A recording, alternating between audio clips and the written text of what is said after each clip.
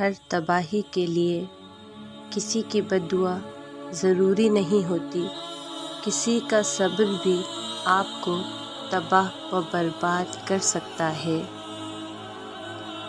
ان کی خاموشی سے ڈرو جن کا آپ نے دل دکھایا ہے، کیونکہ اگر انہوں نے کچھ کہا نہیں یا کیا نہیں تو بدلے میں اللہ ضرور کرے گا۔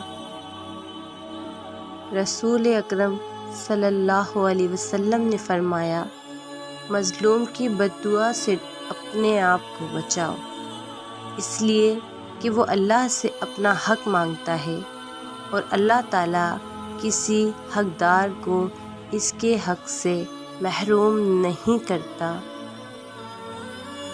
یہ ضروری نہیں کہ کسی کی آہ یا بد دعا آپ کا پیچھا کرے، کسی کا صبر بھی آپ کے راستے میں کھڑا ہو سکتا ہے۔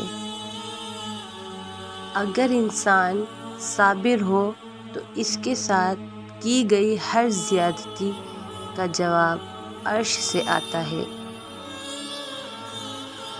دل توڑتے ہیں جو دنیا میں کسی کا، کہتے ہیں قبول ان کی عبادت بھی نہیں ہوتی۔